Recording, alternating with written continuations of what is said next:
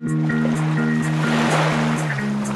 everyone, Mike Mcleland, Spro Pro here, and you know, a lot of people ask me when I'm not throwing one of my signature series baits, the McStick or the rock crawler, what Spro bait do you lean on the most? I like them all, but the Fat Papa is probably the one that I really rely on the most.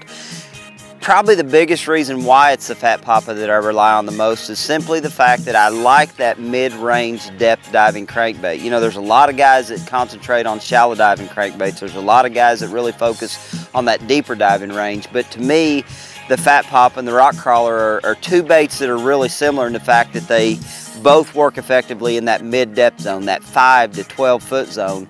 And that's probably the reason why I throw that Fat Papa as much as I do.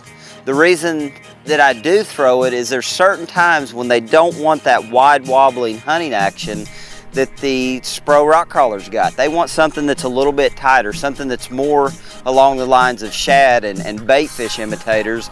So that's probably the biggest reason I rely on that Fat Papa, is to give myself a bait that I can throw in that same depth zone but imitate a different type of forage, you know, not necessarily crawfish, but shad and brim and things like that.